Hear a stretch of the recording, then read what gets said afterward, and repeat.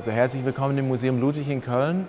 Wir freuen uns sehr, dass wir hier eine substanzielle Werkauswahl von Gerhard Richter präsentieren, die wir im März eröffnet haben und die eigentlich bis Mitte September läuft. Es war mir ein großes Anliegen. Gerhard Richter hatte ja in den letzten Jahren ein paar große Retrospektiven, erst New York und dann die europäische Retrospektive, die in Berlin war, in London, und wir hatten einige Leihgaben, waren jetzt lange Zeit nicht mehr zu sehen, und mir war es ein großes Anliegen. Ich bin ja erst seit dem 1. November letzten Jahres jetzt hier am Museum Gerhard Richter in Köln, aber auch am Museum Ludwig prominenter zu positionieren und auch die ganzen Arbeiten, die wir besitzen, einfach nochmal neu zu zeigen. Im Hintergrund sehen Sie die 48 Porträts. Die sind ja in der Sammlung. Es sind noch 2, 3 andere Arbeiten in der Sammlung. Gerhard Richter hat dann die Präsentation mit eigenen Arbeiten und Arbeiten aus Privatsammlungen hier in der Gegend bereichert. Es ist eigentlich eine sehr interessante Präsentation geworden, die gewissermaßen so ein Kondensat seiner Praxis, seiner malerischen Praxis zeigt. Von 1957, von der ersten frühen Arbeit Elbe, die noch realisiert wurde, nachdem er Student war in Dresden, bis hin zu ganz abstrakten Arbeiten neueren Datums, die 2, 3 Jahre alt sind.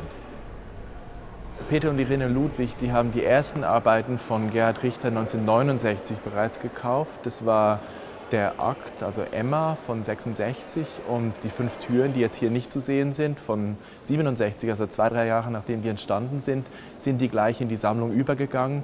Das Museum Ludwig war ja erst, also dieses Haus wurde ja erst 86, 87 hier eröffnet in Köln. Davor war das gemeinsam mit dem Wachlav-Richartz-Museum in einem anderen Bau. Also das heißt, die Richterbilder waren eigentlich von Anfang an Teil der Identität und sind natürlich in diesem ganzen Kontext der Pop-Art, für die Ludwigs bekannt geworden sind, auch gerade der amerikanischen Pop-Art, der britischen Pop-Art, lokalisieren die sich sehr gut in der Präsentation und in der Sammlung. Die 48 Porträts sind für die Venedig-Biennale, für den Deutschen Pavillon 1972 entstanden. Das war Richters Beitrag. Peter Ludwig hat die auch in dieser Zeit gekauft. Ich habe mit Gerhard Richter darüber gesprochen, wann genau, er erinnert sich nicht mehr genau, ob die noch 71, 72, als sie in Arbeit war, ob diese Entscheidung gefallen ist oder erst hinterher, aber unmittelbar, als sie gezeigt wurden im Sommer 72. Also ich würde mir eigentlich anmaßen, dieses Werk hier auf dieser Wand installieren zu wollen. Ich habe eigentlich nur die Vorgabe gemacht, dass es auf dieser Wand sein muss, und mich hat es auch immer sehr interessiert, dass es eben diese 6 Reihen gibt und einerseits, also dass das Werk eigentlich in der Vertikalität betont wird und nicht in der Horizontalität, dass man gewissermaßen auch erschlagen wird von diesem Weltwissen oder von diesem enzyklopädischen Wissen, was hier präsentiert wird und aufbereitet ist. Die ganzen Spezifika, die Details, wie das gehängt wird, hat natürlich Richter selber bestimmt, mit seinen Assistenten und Helfern zusammen. Der hat, glaube ich, lange rumgeprobt und geguckt, wie sich das ergibt, und das ist ja interessant, also man sieht ja gewissermaßen die Rotation der Köpfe, wenn man von links nach rechts guckt, wie sie erst auf die eine Seite blicken und dann auf die andere. Also das ist eigentlich eine pur formalistische Entscheidung, wie jetzt auch die Köpfe hier angeordnet worden sind. Also ich glaube, das ist sehr bezeichnend für seine Praxis überhaupt. Auffällig ist, dass ja eigentlich kein Künstler mit dabei ist. Es sind in erster Linie obskure Wissenschaftler, Schriftsteller, Kafka sieht man natürlich in der Mitte, nur Männer eigentlich ausschließlich. Also es ist gewissermaßen so ein enzyklopädisches Weltwissen, ein Kompendium, in dem sich Richter natürlich auch selber lokalisiert. Also man kommt nicht drum rum, glaube ich, die Arbeit eben in Bezug auf Richter selber zu lesen, auf seine Biografie, als seine Enzyklopädie, seine persönliche Enzyklopädie.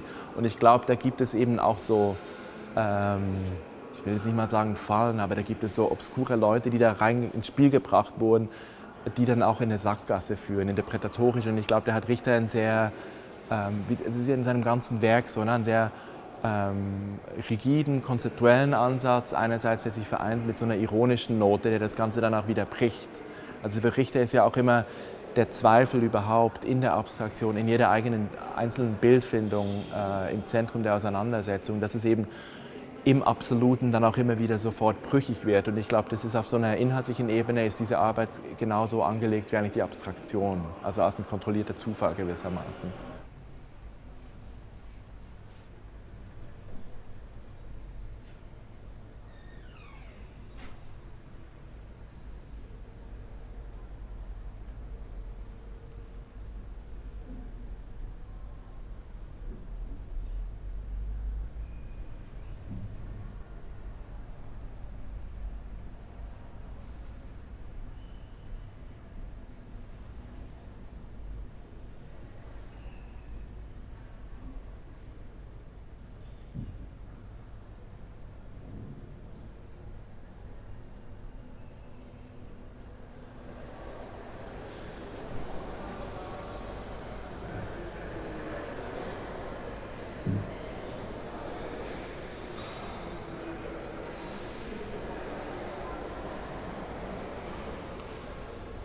Gerhard Richter ist ja bekannt geworden durch seinen Beitrag für den Kölner Dom, das wunderbare Fenster mit diesen verpixelten Fensterfront, die eigentlich wunderbar ist. Wenn man die Spiegelung sieht oder die Sonne reinscheint, sieht man eben die ganzen Farben auf dem Kirchenboden, also des Doms. Und ich denke, sehr interessant, dass eigentlich diese Abstraktion, die man ja auch hat bei den figurativen, also bei den figürlichen Kirchenfenstern aus dem 19. Jahrhundert oder bei den mittelalterlichen Fenstern, dass man eben einen sehr ähnlichen Effekt hat in der Kathedrale.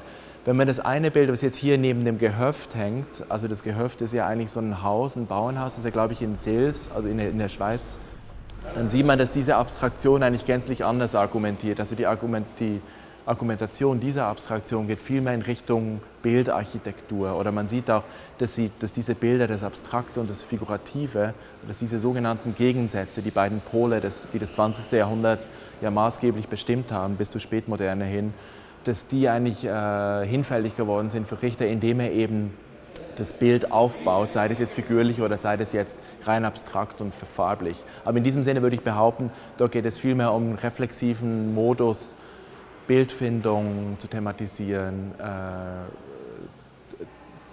Themen der malerischen Praxis, als jetzt zum Beispiel eben um dieses Zufallsprinzip in der Kirche, im Dom. Also das meiner Meinung nach auch sehr viel mit zu tun hat, so einer gewissen Historizität des Doms zu entfliehen, indem er eben in eine Abstraktion übergeht und in den Zufall und jegliche Ordnung, historische Ordnung oder künstlerische Ordnung eigentlich durchbricht. Hinter mir sieht man zwei Arbeiten, die in der Sammlung Ludwig sind, die 11 Scheiben von 2003 und daneben die Emma von 1966, eben dasjenige Bild, das 1969 schon über Zwirner in der Sammlung Ludwig gelandet ist. Ich glaube, beide Arbeiten, und das ist sehr entscheidend, zeugen von einer Auseinandersetzung mit Marcel Duchamp, der eine wichtige Figur war, gerade auch für Richter. Richter hat auch immer gesagt, dieses Bild, das er als seine damalige Frau Emma im Treppenhaus seines Düsseldorfer Hauses zeigt. Und die Emma ist ja auch die Mutter von der Betty, also eine ganze Familienecke hier gewissermaßen, die dann rechts davon hängt. Er hat auch immer gesagt, eben dieses Bild ist in der Auseinandersetzung mit dem Akt, eine Treppe herabsteigend entstanden. Ich fand es wichtig, das war so eine weitere, also nicht eine Vorgabe, aber eine Anregung von meiner Seite, weil das Duchamp-Bild war ja ursprünglich in San Francisco. Und bei diesem Sammler war das auch im Treppenhaus gehängt. Und ich habe Richter gesagt, ich finde es wichtig, dass wenn man die Treppe hochkommt, dass man die Emma auch sieht. Also dass gewissermaßen die Emma eigentlich eine Verlängerung der Treppe ist, aber dass man auch diesen Erinnerungsraum von Marcel Duchamp eigentlich nochmal rekonstruiert. Wenngleich das natürlich jetzt nicht ein heimisches Treppenhaus ist, ne? Also ein häusliches Treppenhaus. Bei Richter hat damals auch gesagt, als ich mit ihm mich unterhalten habe und das auch in vielen Interviews hatte das thematisiert, eben, er konnte das nicht glauben, dass Duchamp gewissermaßen die Frechheit hatte, das letzte Bild zu malen und musste eigentlich das Gegenbild dazu malen. Also ich glaube, auch hier ist es wieder um einerseits Hommage und Abgrenzung zeitgleich. Es ist die Figur der Emma hat eine unglaublich auratische Qualität. Sie war damals auch, als er sie gemalt hat, im Sommer schwanger, eben mit Betty. Also es ist auch dieses Glühen, das klingt jetzt pathetisch, aber ich glaube, das ist ihm ja auch entscheidend, diese Aura der Schwangeren oder dieses Versprechen überhaupt auf Leben, auf Transzendenz, wenngleich eigentlich überhaupt keine Transzendenz in diesem piefigen Treppenhaus angelegt ist. Also diese Dinge, die hier miteinander kollidieren. Und die 11 Scheiben natürlich, also denken Sie an das große Glas von Marcel Duchamp, das ja bis heute in der Arensberg Collection in Philadelphia präsentiert wird. Das hat natürlich schon auch eben einerseits die buchstäbliche Reflexion des Betrachters, der sich bewegt. Und die Arbeit wurde eigentlich auch so ein bisschen für den Ort, für das Museum hier ist die Arbeit auch entstanden. Also ich glaube, hier gibt es einerseits eben diese Allusion an Duchamp, gleichzeitig natürlich auch diesen sehr starken Aspekt des Spiegelns. Man denkt auch an seine grauen Vermalungen, an das abstrakte Werk und an die viel härteren Arbeiten, die eigentlich mit sehr unpersönlichen Ready-made-Oberflächen arbeiten.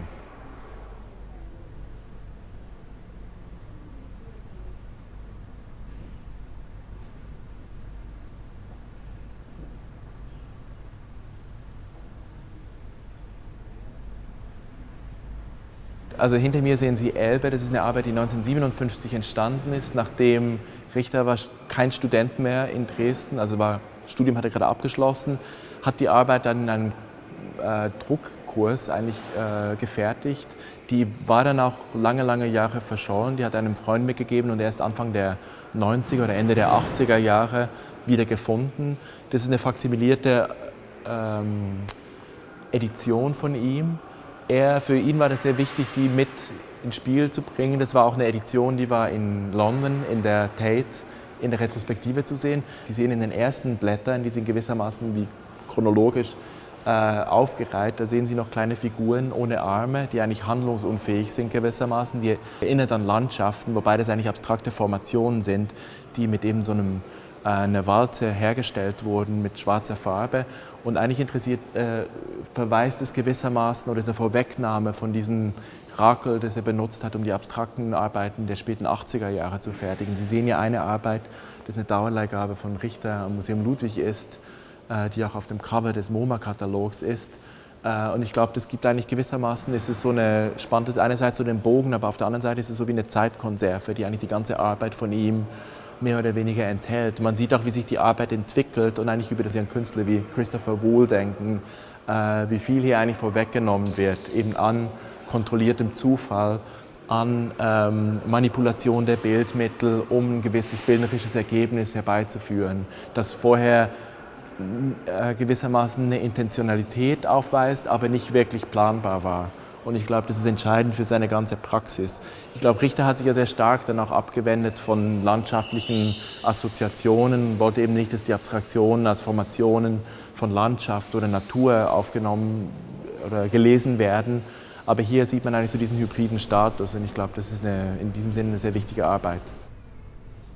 Die zweite Edition, die hier zu sehen ist, ist eine Edition, die heißt November. November ist gewissermaßen eine atmosphärische Metapher für den Herbst, die gewissermaßen auch so eine Dauer suggeriert, wobei die Arbeiten innerhalb von einer kurzen Dauer entstanden sind. Die wurden dann auch datiert, also die sind so tagebuchartig. Es ist also Dauer und Bewegung, Entfaltung, Entwicklung und Formationen, abstrakte. Es ist gewissermaßen so wie eine Malerei, die sich eigentlich selber schreibt, die er da zeigt.